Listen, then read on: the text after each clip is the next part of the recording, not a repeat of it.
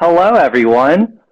So as Miss Avery said, my name is Thomas Jones, and I am a graduate assistant with the Center for Teaching Excellence, at the University of South Carolina. So the webinar today that we are looking at and going to learn a little bit more is just a general look at how we can use mixed reality within online classrooms as well as just physical classrooms. So just what is mixed reality? So we can think of mixed reality as basically a merge of the real and virtual world, kind of giving this the mixed idea of the physical world and the digital world coexisting and interacting at the same time.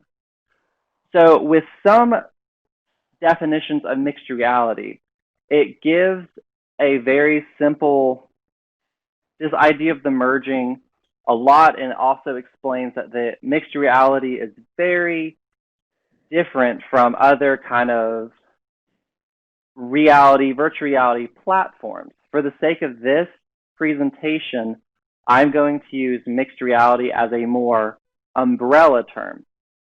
So you can also think of mixed reality as the child of augmented reality and virtual reality, which we will get more into later. So currently, a lot of what mixed reality is being used for is within the medical field for anatomy education and surgical training. So you'll see this little picture on the bottom right-hand side of the HoloLens 2.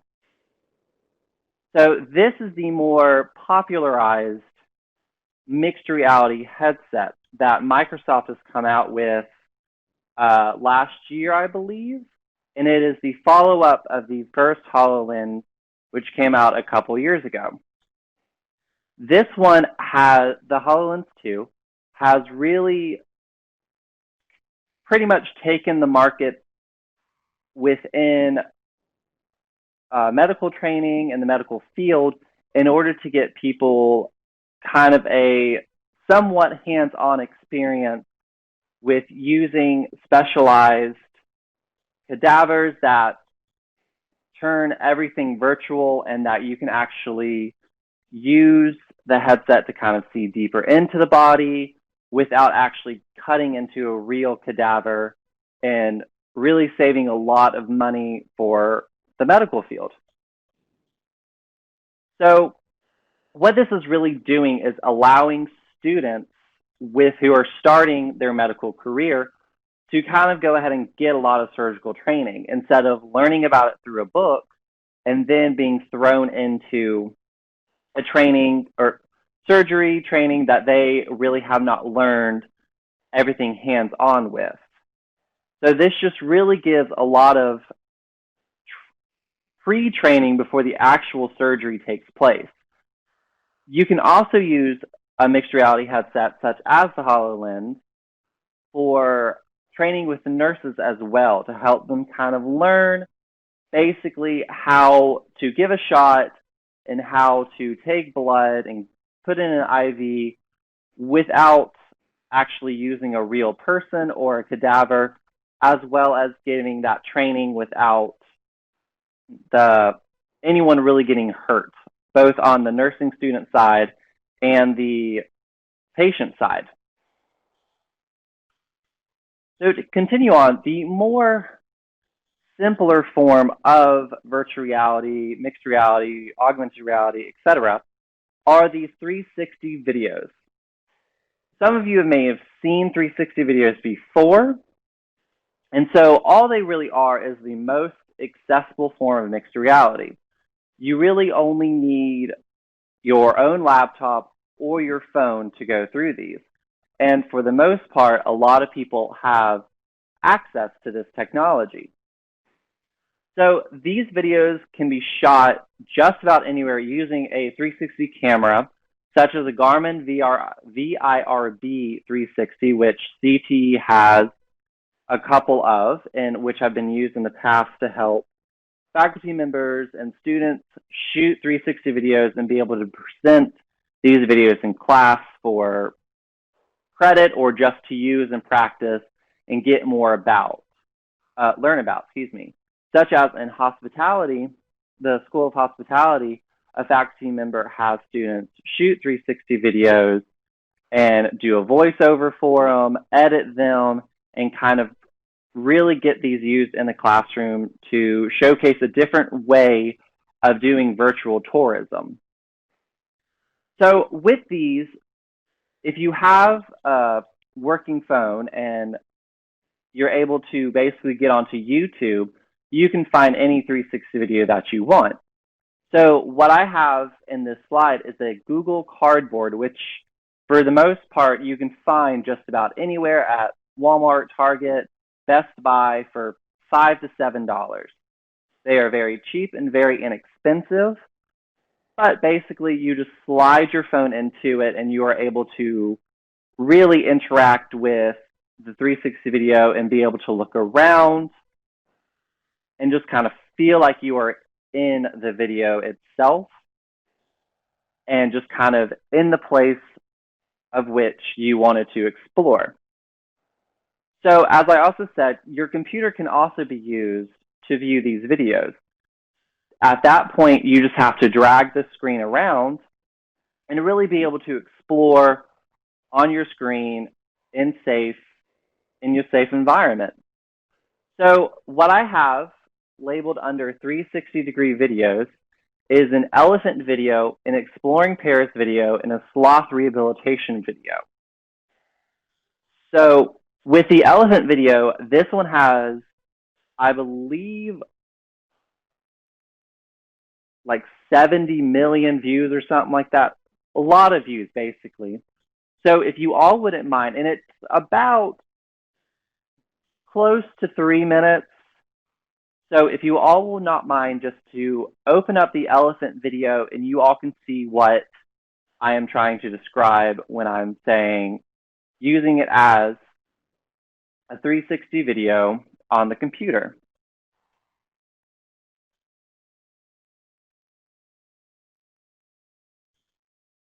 So as you're viewing the video, you can drag the video around and be able to see the fact that we are in the middle of a grass field with a herd of elephants coming towards us. The way that this video is shot was pretty much just putting on a 360 camera onto a tripod and letting the camera just roll for the 2 minutes that it is, and you can just feel like you're actually in the middle of this elephant herd, and you're not going to be hurt while viewing it. So the second video, which is called Exploring Paris, shows a way that students or faculty members can use 360 cameras in order to allow students to explore and capture a place of tourism or a place of history and be able to learn more about it. The next kind of higher up mixed reality technology is augmented reality. And so all that it is it creates an interactive experience by using the real world around us to basically place an object into it and enhance the real world by using technology. Pokemon Go, as well as Snapchat face filters, are examples of the augmented reality that we can use on our phones. So I'm sure you're all pretty familiar with Pokemon Go, as well as Snapchat filters. Either you've used them, you've seen your students use them, or your own children use them. So all that is doing is it's taking almost a snapshot of the real world and placing whatever the image is. So with Pokemon Go, it's just basically placing in Pikachu onto the road ahead of you. Snapchat filters, as you can see with me and my eldest nephew, it's just taking your face and placing whatever you want onto it, dog ears, dog nose, for example, and just kind of let you really have fun with it. Some marketing strategies have used augmented reality as well, such as the 19 Crimes wine label on the left-hand side here, where you take your phone and you download the app for these wine labels, and you hold your phone up to the wine label itself. Your phone reads a certain code that is embedded into the label, and you hear the story of why these people on the wine labels are considered criminals. So by doing that, it is showing you how you could use augmented reality as a marketing strategy, as well as it wants you to buy the marketed object in order to show your friends, and then from there it just kind of explodes, snowballs, and other people will buy the wine bottle in order to show other friends and kind of learn about these stories.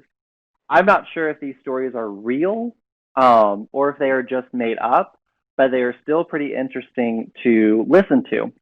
So the next time you're in Kroger, Publix, Food Lion, Walmart, wherever, and you see these wine bottles, download the app and kind of interact with the wine bottle itself and see how you can use in your own classroom augmented reality to kind of learn about more around you. There's a ton of augmented reality apps out there. These are just examples, and there are ones that you can actually use within the classroom as an educational tool. So to continue moving on, virtual reality, which is what the more popular form of mixed reality is really the higher technology, and it's a lot more information to it, a lot more studies to it, and just it's a lot more popularized and used more often when compared to 360 videos and augmented reality. So a virtual environment can look just like the real world or completely different. So in the sense of a real world, Google Earth has a VR application into which you are able to explore the world, as we kind of saw with 360 videos, from the street view, but it's almost like you were there once you put the goggles on. It's a lot more interactive than 360 videos. Usually Google Earth, if you go to, let's just go back to the Paris example. If you go to Paris and you go to the Eiffel Tower, you'll have what is called hot touches, into which you point. So controller usually has a laser coming out of it within the virtual world. You point at the Eiffel Tower, you click on the hot touch, and you learn basically a little bit more information about the Eiffel Tower, and just kind of getting this quick information and learn the history of the Eiffel Tower, just as an example. But it gives you a sense of being there, which is more enhanced whenever you're using virtual reality goggles, such as the three down below, the Vive headsets, the Oculus headsets, or the PlayStation VR. That gives you almost a more sense of being there instead of just looking at it. You feel that you were there. You feel that you can hear everything around you in a lot more enhanced way when compared to 360 videos. So as I said, this is the more popular form of mixed reality. It's used heavily within enterprising for different trainings such as sexual training, so sexual being in the sense of sexual harassment training within the workplace, as well as police trainings. So what's appropriate in a certain situation for police to use force or to calm a situation down. But it's also very popular in the gaming side as well. And that is what virtual reality really was originally created for. So PlayStation VR, which is the one on the far right, that was really the more original VR headset and VR platform. So with that, from there it just kind of exploded with gaming and everything.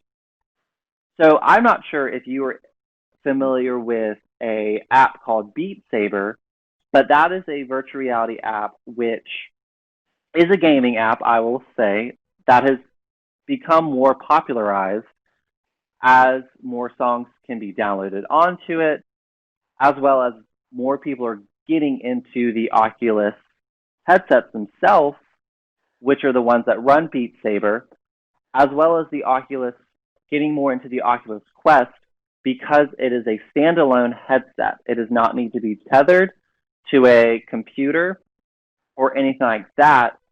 And in since pretty much Christmas, Oculus Quest headsets have been on back order a lot, and it shows the popularity of these headsets.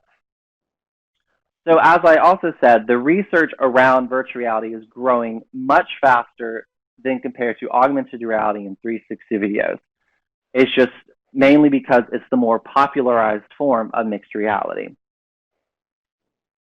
So there are other headsets. And so what these are, if we go from the top left to right, we have the Oculus Rift, which is a tethered headset. And when I say tethered, I mean you have to have a VR-capable computer for it to use and be able to run the apps on it in order to use it. There are pros and cons to a tethered headset because you have to be very aware of the wire as you are moving and interacting with the virtual world. You could get wrapped up into the wire and fall, or the wire could just be in the way in general. So moving to the middle headset on the upper side is the Google Daydream View, which is the more higher techie form of the 360 video Google Cardboard headset that I showed. And similar to the Google Cardboard, you just slide your phone into it and you're able to interact with 360 videos as well as some augmented reality videos that is capable of being used with the Google Daydream headset here. So the next one is the Oculus Go. So this is another standalone headset and is really the original standalone headset for the Oculus Go's, and the apps with it rely a lot more on education and some gaming and training and whatnot. But it is the more lower quality end, but the cheaper when compared to the Oculus Rift and the Oculus Quest. So going below that, the Oculus Go, we have the Samsung Gear VR, which is very similar to the Google Daydream. It's just made by Samsung. And same thing, all you have to do is slide your phone into it and you're able to interact with the app that you are using or the 360 video. It is made out of plastic, so it's a lot more durable than compared to the Google Cardboard, as well as the Google Daydream is made out of plastic, which is a lot more durable compared to the Google Cardboard. So the one in the middle, this blue purplish looking headset and controllers, is the Vive Pro. So what this one is, and the one that CT has 6 of, it is a tethered headset similar to the Rift, and so you need to have a computer with it and everything, and it also has a wire.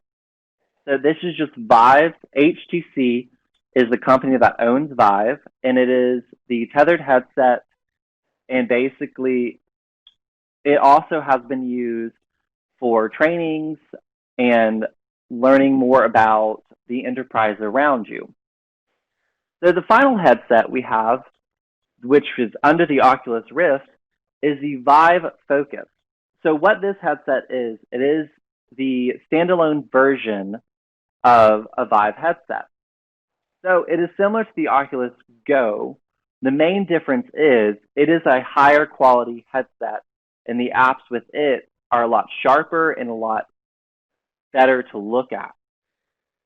So really, when deciding on what headset you need or what headset your students may need, it depends on what area of mixed reality technology you're wanting to use. So currently in our online classroom setting, A lot of students would much rather purchase a Google Cardboard, a Google Daydream, or the Samsung Gear VR because they just have to use their phone for it. If you were deciding to use augmented reality apps or 360 videos, these are also a lot more easily accessible, and you can go out and buy them. If a student does happen to have, and some students do, happen to have virtual reality headsets such as the Oculus Go, the Vive Focus, the Vive Pro, or the Oculus Rift, that also can be used. Unfortunately, they are a little bit more expensive, and so a lot of students may not have them just readily available. So when it comes to deciding what kind of mixed reality technology you want to use, it works best to think about what is the most accessible. And in this case, 360 videos for online classes is the most accessible form of mixed reality. So some of you may be thinking, how can I use any of this technology within a physical classroom or an online classroom?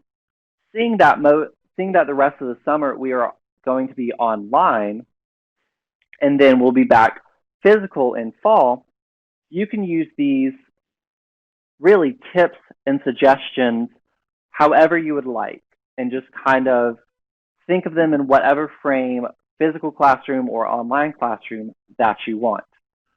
So, just to start, there are a variety of fields and topics that can be used within mixed reality.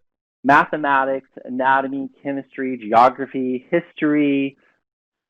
The field, honestly, so many fields can be covered with using this technology that it's really hard to determine just where it ends.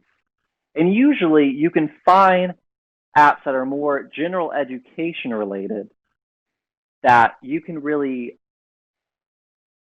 use for whatever classroom, or excuse me, whatever topic you're teaching of, and just be able to really rope that general education app into your lesson plan in order to get students to be more familiarized with the topic that you are teaching. So currently, a lot of this mixed reality technology is being used more frequently within K through 12 schools, and that is a nationwide example. And it's really just because with technology today, a lot of students would much rather use technology in high school and learn about that before they get into college. I know from my experience with high school into college, I had a lot of technology during my K through 12 schools, and whenever I came into college, I knew how to use a lot of different computer apps before virtual reality was even introduced to me. I was able to use a computer very effectively, very quickly, and just know that there's other technology out there that is available to me that some colleges have and I can use. So mixed reality at the University of South Carolina is growing slowly, fast. It really depends on the department itself. For example, within the Center for Teaching Excellence, a lot more faculty members are becoming aware that they can use the virtual reality headsets that CT has in their classroom to decide whether or not they want to decide for their department if they should buy some virtual reality headsets of any of the kind that I showed you. A lot of professors and faculty members who I have worked with have used VR in some capacity in their classroom in order to supplement some of the material that they had been teaching on. For example, a lot of classes that I have been using the VR headsets in have been using them as a supplemental tool for anatomy lectures. And so with these anatomy lectures, it really allows students to have a real look at the human body systems that maybe they wouldn't normally be able to. So like the cardiovascular system, a lot of students, undergrad students, particularly, don't just have easy access to this system. And so by using a VR or an augmented reality or even a 360 video to explore the cardiovascular system allows these students to get a more quote unquote real look at the system and learn more about it. You also can have some more 360 videos to explore an active volcano and kind of see what it's like to almost be there without endangering yourself. Because as we all know, humans cannot survive near an active volcano with lava and everything. But also, we can explore space using some of these apps. We can explore the deepest trenches of the ocean using some of these apps. And just to give students a feel of what the solar system looks like, what the deepest trench in the ocean looks like, just to give them the experience of almost being there and learning more about these areas that we normally cannot explore on our own, being just college students. There's a lot of other different experiences that students can learn that they may not be able to normally see. We can take students back in time. We can take students to a whole different country, as we saw with the Exploring Paris video. And this allows students to see the world and see different topics from the comfort of a classroom or their own home. Again, depending on where you are teaching. So what's also great about this technology is it really reduces the distractions around you. So if you're trying to teach students or you're wanting a student to really explore Paris more, to go back to that video, instead of them having to scroll through slide after slide and being distracted by their online shopping on their computer or text messages that are coming in, you can have a student be able to use their own phone and a Google Cardboard headset to almost take out the real world and explore Paris without a lot of distractions going on. It also just moves beyond the traditional classroom learning. And what I mean by that is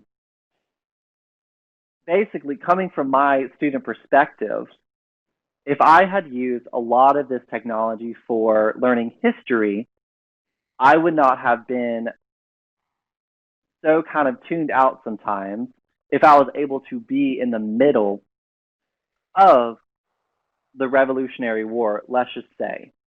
And usually those kind of videos, those historical 360 videos, are a mixture of using photos that were taken at the time of whatever historical circumstance, or as a more animated feature of that historical circumstance, or whatever circumstance you want your students to learn more about. It also boosts the engagement in the classroom and allows students to really talk about what they saw and get a more in-depth learning experience, which turns the passive learning of students just sitting and listening into a more active learning. And as I said, a lot of this technology is used more as a supplemental tool to allow students to get a more in-depth learning of the subject at hand. So the anatomy example I had used, the VR headsets were used for the students to learn more about the human body, not just go in it and not just explore it for fun, but really get an understanding of how certain body systems work and how they connect to other body systems. We also can use the VR technology or AR technology or 360 videos, the mixed reality in general, just to explore different career fields. So the sloth rehabilitation video, for example, that can be used for students who are interested in working with animals, but they've never actually have worked with animals in the past. This allows students to see what it's like to work with rehabilitating sloths. That's a very specific example, but it allows students to learn, do they truly want to go into a field of veterinary science or just rehabilitation of animals in general, and just allow the students to get a better understanding of what they need to do in order to learn and get into the career field that they want to be in. The classroom discussions, as I said, with the engagement and the passive learning turn into active learning, the classroom discussion becomes more open, and it brings in different perspectives of the experience after the students go through it. So you could have students go through an experience of what it's like to become homeless. And one student may say they have never thought about homelessness, while another student could pick out something totally different of why did no one help this homeless individual.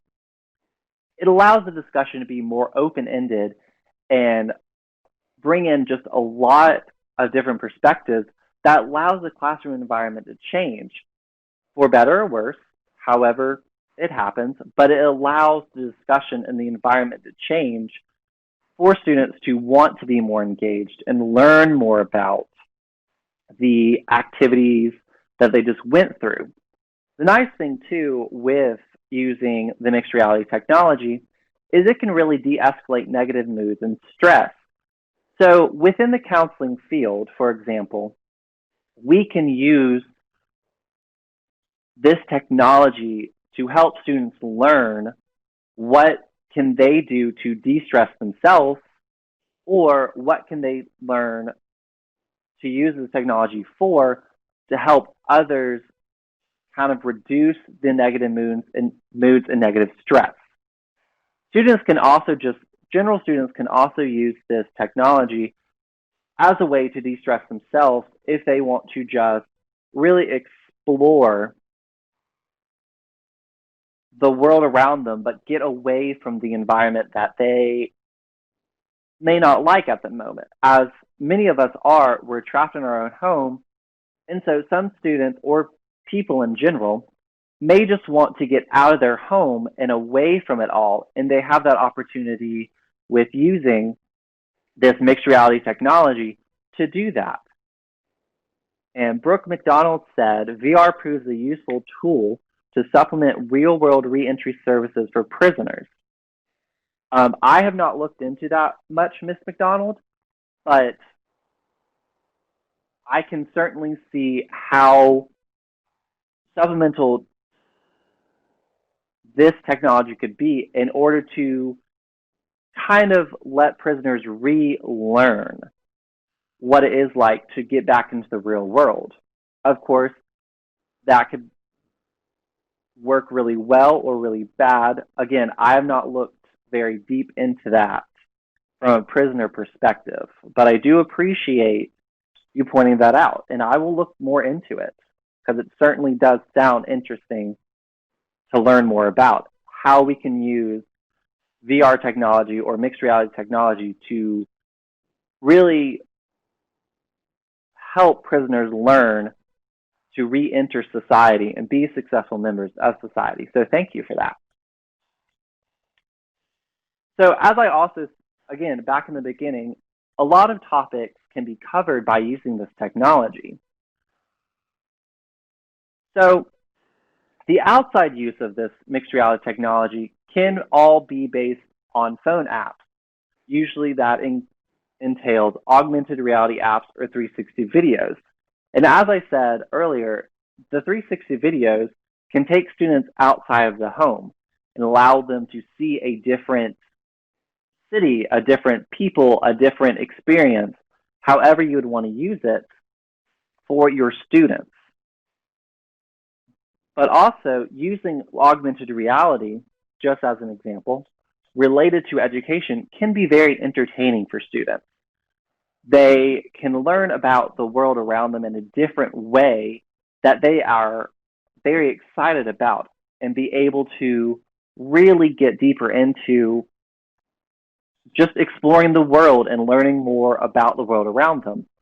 They also can get outside and play Pokemon Go for hours on end as just a way to de-stress if that is something you suggest for your students to use. So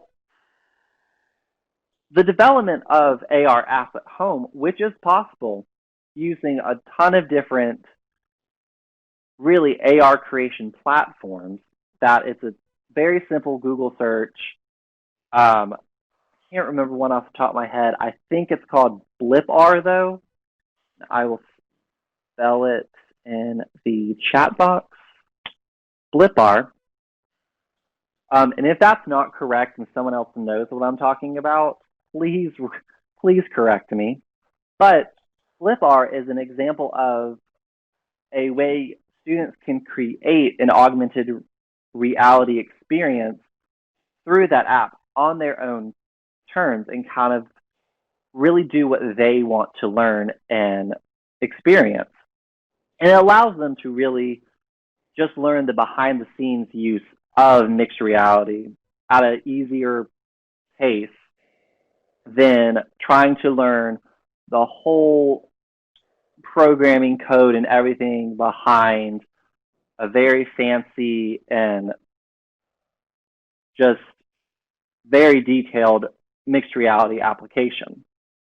So what's also nice is virtual reality headsets, specifically virtual reality headsets, just because they are the more higher tech form of mixed reality headset, can put students into a classroom and actually give them the feel of being in that classroom and let you really explore more of what is interesting to them.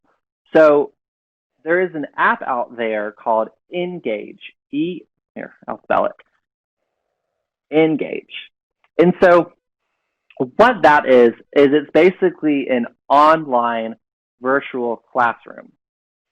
And it allows you to introduce an experience of being in the classroom for students if they are stuck at home because of our national pandemic we're in. They're stuck at home, they can't come into class, but they can still go through engaging, get that learning experience of being in a classroom.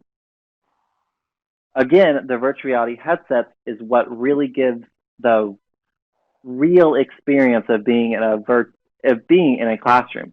There are some phone-based VR apps that can be used in the same way, such as Classroom VR, but they're not as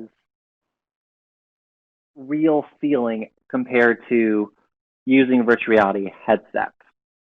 It still gives the same idea of being in a classroom, and it allows students and teachers to interact with each other in real time, and it lets teachers know what students are doing at what time and kind of see where students might need more help in, as well as what some students might have more interested in because of the amount of time they spend learning a certain topic. So those were just some tips of using VR, AR, 360 videos, mixed reality in general within the classroom. There are some other helpful tips, kind of safety tips, as well as just good to know tips. But you always want to make sure that headsets and remotes are fully charged to use in the classroom. Some headsets, such as the Google Cardboard, don't need a charge because your phone just slides into it. But other headsets, such as the HTC Vive Pro, the Oculus Go, the Oculus Quest, a lot of the more virtual reality headsets, those controllers might need to have new batteries placed into them, might need to be charged before the class. And that is just something that you as a faculty member can have on hand, or you suggest to your students to make sure that if they do have a headset, one of the VR headsets, make sure it is fully charged before they use it for an activity. Strong Wi-Fi is also very important for both at-home use and in-class use. We all know this with using computers at home and on campus, because a weak Wi-Fi is not going to help you load a video quickly for class or anything like that. So being sure that the Wi-Fi itself is strong really helps the technology be used smoothly. So something that is very important to know is some students, as well as yourself, can experience possible vertigo, dizziness, eye fatigue that can really harm you in the sense of basically you could fall down, you can throw up, you can just have a headache at the end of the whole experience. And so a lot of online tips, as well as my own experience, suggest that you don't use the headset for first-time users for longer than 15 minutes. After that, after you use the headset for a good number of times, you can usually get away with being on it for, I know I can be on a headset for 45 minutes and not feel any dizziness, any eye fatigue, anything like that. But it is just smart to try to keep students, as well as yourself, on the headsets for no longer than 15 minutes for first-time users. You should also check in on students as they're using the headset and when they take off the headset. This could just be a simple, how are you feeling? Or do you want to take the headset off? Something like that. Um, I usually will do that with students and faculty to make sure that they are still comfortable and to make sure that they don't have to sit down or anything like that. You also want to make sure that the area around you or the student is clear of objects, so chairs, uh, books, cats, small children, whatever, because you don't want to trip over any of that and harm yourself more, or smack anything and harm your hands if you are flinging your arms out. A lot of faculty members that I've worked with have students do reflection activities at the end, and that just, again, going back to the classroom use, allows for more open-ended discussion and kind of seeing what this technology made them experience after they have used it and everything like that, to allow the discussion to continue to be open. Something too is you always want to be patient with this technology and kind of learn a little bit of troubleshooting if you need any form of help while going through the headsets themselves. Some headsets have to be configured with the computer in a specific manner before they can be used, or some headsets just will not turn on for some reason. They give a warning sign. Just be patient and kind of do a quick Google search to figure out if there is anything you can do to fix it or anything your students can do to fix it. Patience is a big key with using the mixed reality technology. But another, going back to safety idea, is you always want to have a spotter with you or with a student as they are using a headset, just to make sure that, again, the student doesn't trip over anything, or you don't trip over anything, or no one smacks anything. That spotter can help the person in the headset be aware of their surroundings because they can't see their surroundings if they are using a headset. A spotter also can look to make sure that the person using the headset, if they are getting a little dizzy, you can kind of see swaying, and you can have a chair ready in case they need to sit down quickly and take the headset off quickly. So having a spotter just really, again, helps make sure that the person in the headset is safe at all times. So just kind of an open-ended question. Could you, as a faculty member or student, see this technology being used more in higher education? So we've gotten some yeses. I see from Lynette a yes for geology, which is true. I've seen a couple mixed reality apps for geology itself.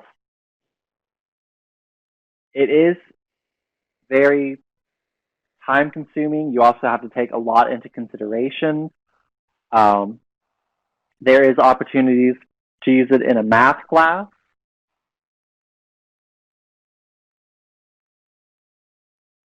It can be complicated to manage from some time. Um, for some, it just really depends how you're using it in a classroom. Budget planning is very important. That's very true, we'll say. Music and education. There is a couple music apps that I've played around with that are very entertaining, and I just love them. Education, that is what a lot of the apps that I've been playing around with fall into different educational fields. Really depends on the course. I will agree with that. There are some fields that have more apps to them than others. Single camera TV studio production, they can be used for that. I've seen a couple of more 360 videos for just kind of exploring a TV set. 360 videos for teaching history. Yes, there are a ton out there. Mixture of good, mixture of bad. It kind of depends on who shot them, how it's shot, how it's animated, or just how it's done.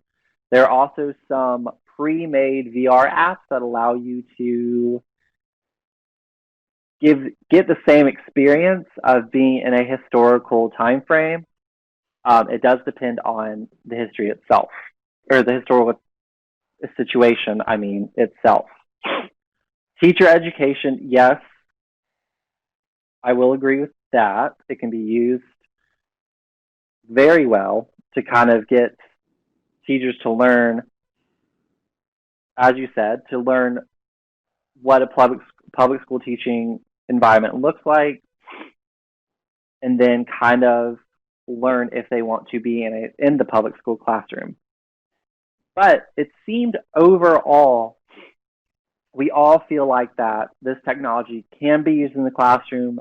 There's a lot to consider, and there's a lot to take in mind when it comes to planning using the mixed reality technology in the classroom itself.